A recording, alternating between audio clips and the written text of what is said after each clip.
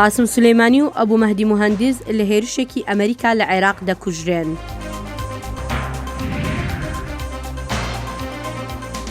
لە ئەنجامی کوشتنی قاسم سولەیمانی ئیسرائیل باری ئاسایشی تون دەکات. پەرلەمانی تورکیا ناردنی هێز بۆ لیبیا پەسەند دەکات.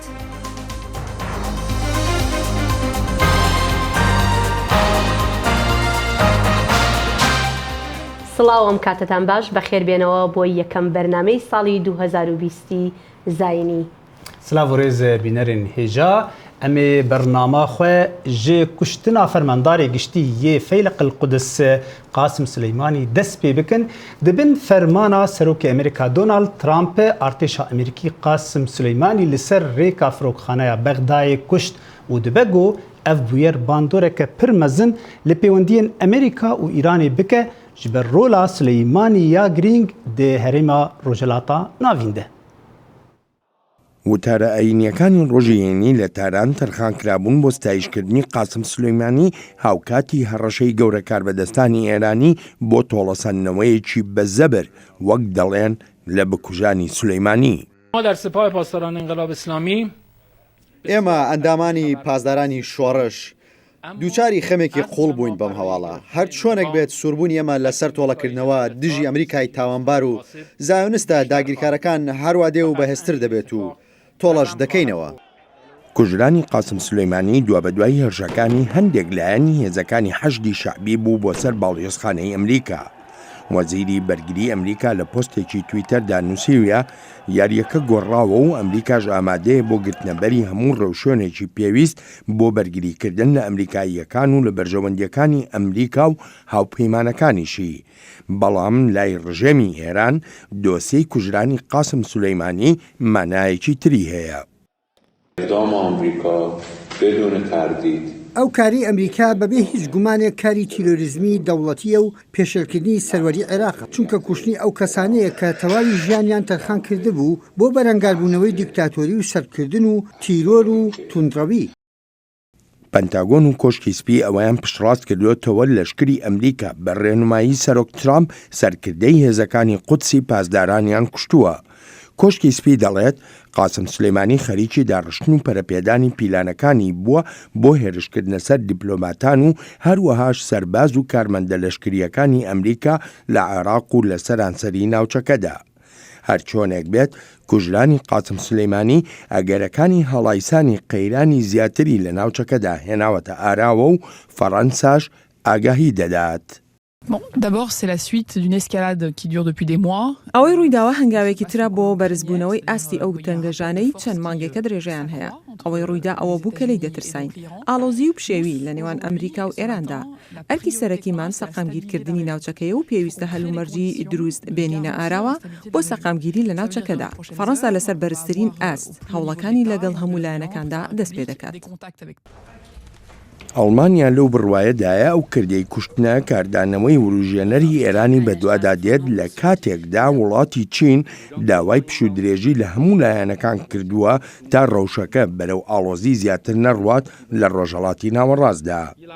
خۆپیشاندەرانیش لە بەغدا خۆشحاڵی خۆیان دەردەبڕی بەوەی کوژرانی قاسم سلەیمانیەوە.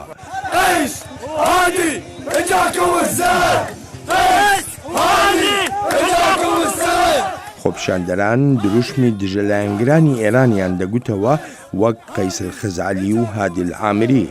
بەڵام خۆپیشاندەران نایەنەوێ وڵاتەکەیان ببێتە مەیدانێک بۆ یەکلاکردنەوەی کێشەکانی ئەمریکا و ئێران. ئێمە هەر لە سەرەتاوە ڕۆڵی ئێران و هەژمونی ئێرانمان نەویستووە لە عێراقدا. بە هەمان شێوە دەستێوەردانی ئەمریکاشمان ناوێت و ئیدانەشی دەکەین لە وڵاتەکەماندا و نامانەوێت عێراق بخرێتە ناو قەیرانی ئەمریکا و ئێرانەوە. بين هيا وبين إيران. هذا كله يتناغم ئەوەی ڕوودەدات بەرەنجامی قەیرانی ئەمریکا و ئێرانە لە عێراقدا. بەڵام کوا هەڵوێستی حکوومەتی عێراق قاسم سلەیمانی ڕاوێژکار بووە و لە حکوومەتدا و ئەبوو مەهدی سەرکردێکی حەجی شعبی بووە. ئەو هێرشەی حەشد کردیە سەر باڵیۆزخانەی ئەمریکا بەڵگەیە کە حکوومەت دەسەڵاتی بەسەر ئەو هێزانەدا ناشکێت. هەر بۆیە ڕووداوەکان ڕەهەندی ترسناکیان هەیە. شیکەرەوە لەو بڕوایەدان ئەگەر بێت و پشوو درێژی نەپارێزرێت ئەوە ئەگەرەکانی هاتنە ئارای هەلومەرجی نەخوازراو لە ناوچەکەدا زۆر دەبن لە کاتێکدا هەر ئەم ڕۆهینی ڕابەری باڵای کۆماری ئیسلامی ئێران ژەنەڕاڵ ئیسماعیل قانی وەک سەرکردەی نوێی هێزەکانی قودس داناوە. ژەنەڕاڵ ئیسماعیل پێشتر جێگری قاسم سولەیمانی بوو. قاسم سلەیمانی فەرماندەی هێزی قودسی سوپای پازارانی ئێران لەگەڵ ئەبوو مەهدی الموهەندس جێگیری فەرماندەی حەشدی شعبی لە هێرشێکی ئەمریکا لە عێراق کوژراون و ئەم کوشتنەش چەندین کاردانەوەی بەدوای خۆدا هێناوە. دەچینە لای پەیامنێرمان لە گەرمیان دڵشاد ئەنوەر تا بزانین لە ئێستادا کاردانەوەکان چۆنن. دڵشاد سپاس سەرەتا دەمەوێت لەوە دەست پێ بکەم ئایا کاربەدەستانی عێراق چ جۆرە کاردانەوەیکیانە بۆ لەم بارەیەوە؟ بەڵێ دیارە کوشتنی هەرێک لە قاسم سلەیمانی و ئەبوو مەهدی موهەندس کاردانەوەی زۆری بەدوای خۆی داهێناوە.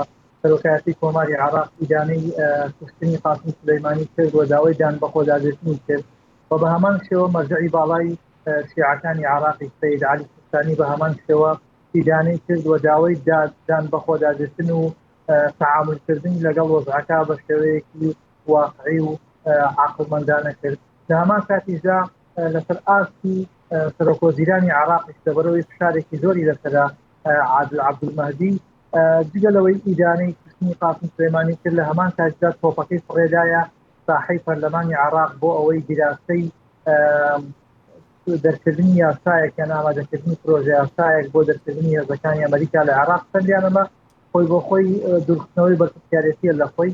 کاردانەوەکان برا جەمسەرن و لە هەموو لایەکەوە کاردانەوە هەیە و هێزەکانی حەشدی شعبی بەسەندی دیگەلەوەی کە ئیدانەی ئەوەشتان کرد هەڕەشەی ئەوەشەکەن کە وەڵامیانە بێ بۆ هێزەکانی ئەمریکا لە بەغدا بە تایبەتی لەگەڵ قاسم سلەیمانیە ئەبوو مەهدی موهەندسی جێگری سەرۆکی دەستەی حەشدی شعبیش کوژراوە. ئەمە بە تەواوەت بەڵێ دڵشاد ئەمە کاردانەوەی با بڵێن سیاسیان ئەی لەناو خەڵکەکەیە ڕەوشی خەڵکەکە چۆنە بەوەی بەلەوەرچاوگرتنیەوەی کە بینیمان لە ڤیدیۆکاندا لە راپۆرتی ڕابردوو بینیمان کە خەڵکی خۆشحاڵی دەردەبڕن لەسەر ئەمەیان چی هەیە؟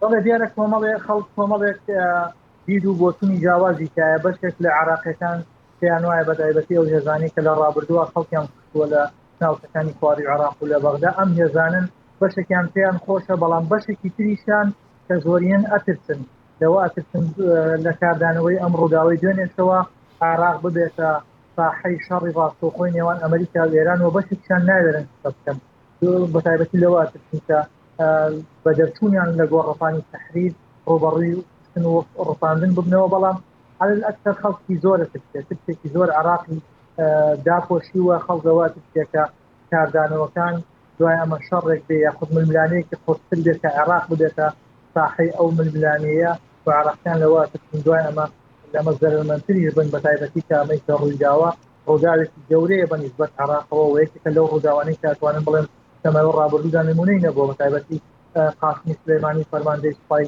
قودسی ئێران کە لەسەر زەوی عێراق کوژراوە و ئەمریکەکانی هەڕەشەی وەڵامدانەوەی تریشانە بێ ئەگەر بێت ئێرانیەکان کاردانەوە بنوێنن بۆیە هەموو ئەمانە جۆرێک لە ترس و دڵە ڕاوچیان لای خەڵکی عێراق دروست کردووە بۆی تووشی ئێستا ببن و وڵاتەکان تووشی ئەزمەی گەورەتر ببێتەوە.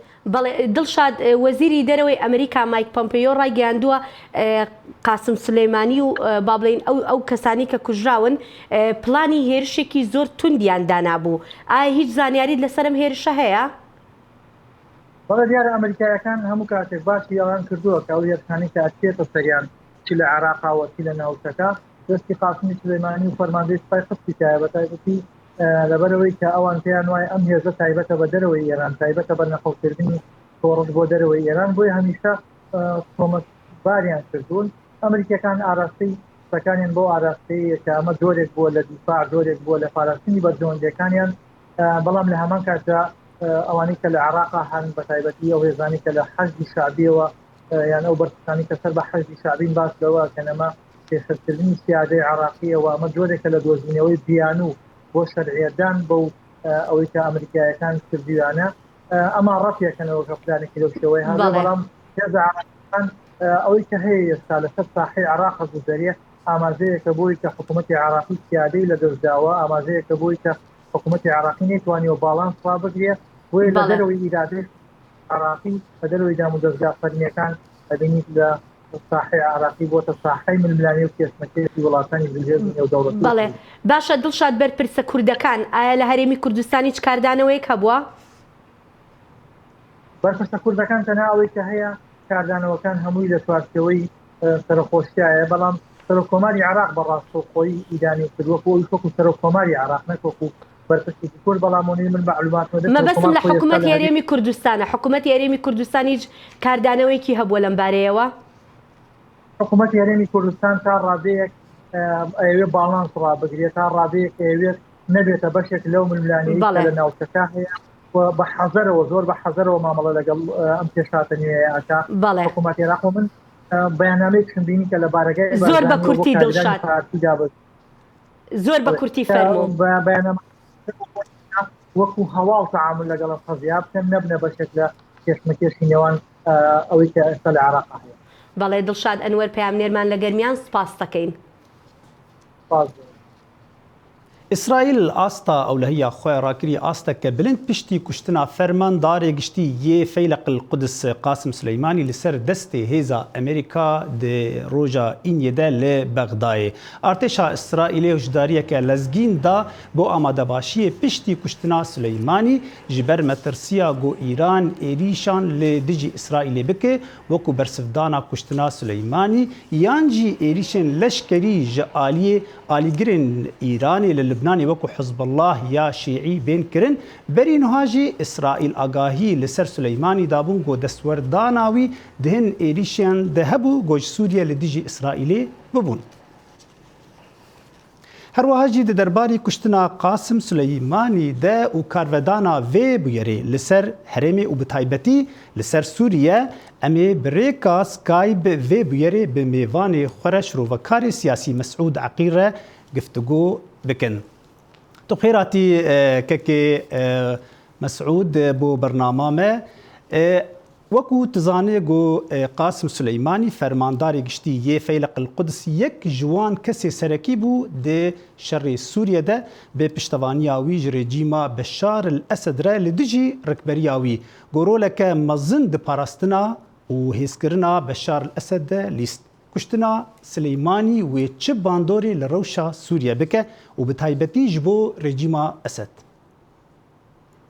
بله دەستپێکێ سپاس شوەر و شتی مادەنگی ئەمریکا قاسم سلێمانی ڕۆلا خۆی باش خراپ و باش ئفێکت لیست سووریە هەروها پشتگیریا ڕێژیما سووریە کرد ساڵێن بۆ ڕێژیمێ حەوجەداری وێ ئالیکاریە بوش ئیرانێت ساڵێن 2015 تا ساڵە 2018 قاسم سلێمانی دەستێوەرداناوینا پڕ هەبوو دەڤالەکردنا گەلک باژارێن سووری و شاندنا و نیشتەجیên وان باژارە بسەر باژارێن کوردیڤە قاسم سليماني كاريگرياوي هري خراب او بود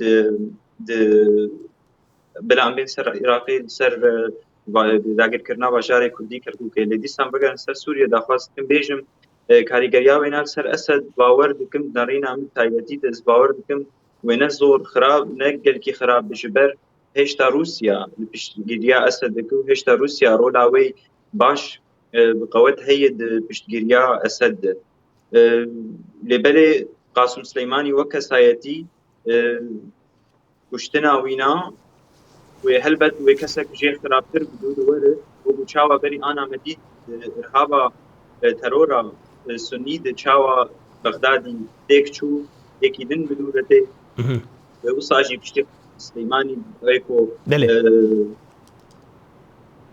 بله لسر رولا إيراني إيران ده هرمي ده يعني لدجي تركيا لدجي عربستان السعودي رولا كقال لك جرينجز بتايبتي سوريا عراق ولبنان نها بفي اف غافا لشكري يا امريكا ويتشو هرين يعني تشو باندوري ده رولا إيراني ده هرمي بك بتايبتي هرسي ولاتين قوم بحثا وانكر وإيران باور دكم وإيران دسبيك شو زختي بدل سر إسرائيل دسبيك ده وإيران إيش هو بدكو أجندي أمريكا لسوريا بك أرمانج وكو كتزانين هزن سوريا ديمقراطية وباشور باكور وروشلات سوريا كنترول بكن و ئیرانی هەول بدک و ئەو هێزên wê ku nêzîkî dêra zorê hewl bidik û mana bixwe armanca xwe di hesedê bi armanca xwe her wiha jî Îranê ve hewl bidik û Hemas ji aliyekî ve ji aliyê Gezê bike arman ji bo İsraîlê tê xizmetirsiyê de ez bawer dikim ku Îranê ve ser van her du falan bidîse. باش رولا ترکیه جی نها بیجن رکبریا سوری دهندری سوریه ده وکو آوایکی اشکره و فرمی جی ترکیه پشتوانی آوان دکه وان جی کیف خوشیا خو آنی زمان لسر تویتری و ده راگهاندنی ده گو او گلکی کیف خوشن بکشتنا سلیمانی و رولا ترکیه اف گاوا هان و رولی بیتر لبر ترکیه وکن بیجن رولا ترکیه زیده تر به درفتل پیشا ترکیه وک گو دستوردانی بیتر ده هرمي دبكه وبهستر ببه يانجي اف جريدان بيفتني بمثلا كشتنا سليماني بله آن های رولا مصن جعلی اپوزیسیون سوریه و ویدک دست ترکیه ده چاگو او رکفتنا نقابه روسیا و ترکیه و ایران ده هبو و بتنه نقابه ترکیه و روسیا ده ایران جید مینی دربه ایران رولا وینا پرلا واستر ده بد سوریه ده افتش ابي كهان باور دكم وقت غابا تشي وغابا دسبيك بو تركيا كيف خشافه بزمان تركيا هين بمينه چاوري غابن پیش ايگو ايراني بك اگر بمينه ايران دي ساوي رولا و خطر بك بكم هركس نزانن و تركيا دي ساوي اگر پیمنديان غير ايراني تشيك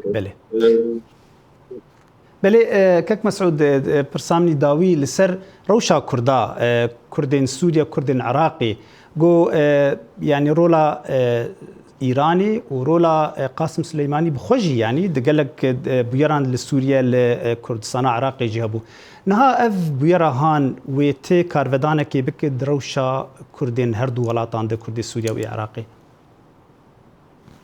کاربدانک وی گلکی پوزیتیو سر کردان هیا جبر کشتنا قاسم سلیمانی ام دگارن ورگرین انبیشن کو کشنا وینا ود ام قرتک هیویج تیالا دیرو کانو ورکون پشتی گلک کتن و داگیر کرنا گلک باجاران هر سالین چوی ده کشتنا قاسم سلیمانی هروها گلک سرکرده اندنش 8 شعبی و دو کسایتی دن یک جوانا برای جنا احمد مغنی سرکرده حزب الله بو ایگو سوریا حتی سال 2008 ده و افتش توی کارگری گلکی پوزیتیو سر بله كاك مسعود قال لك سباس بو بشداري بنات برنامج ما شروفكاري سياسي مسعود عقيلت بمربو هرشادو بختور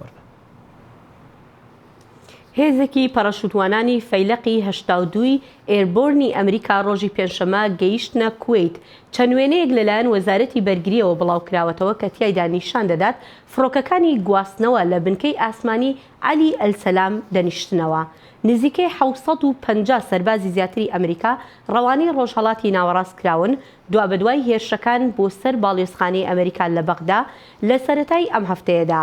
لە دەمێکدا ئەو هێزە گەیشتە کوێیت پەنتاگۆنیش پشتڕاستی کردەوە کە فەرماندەی گشتی هێزی قودسی سەر بە سوپای پاسدارانی ئێران کوشراوە لە هێرشێکی ئەمریکادا.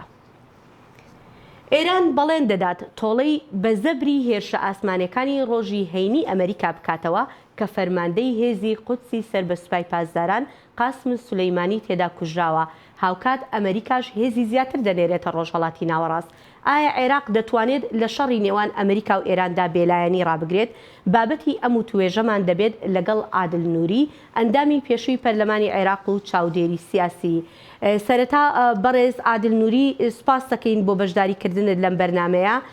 لە کاتێکدا ئێران هەڕەشەی تۆڵەکردنەوە دەکات و ئەمریکاش هێزی زیاتر دەنێرێت بەڕای تۆ ڕۆژی ناوچەکە بەرەو کوێ دەچێت؟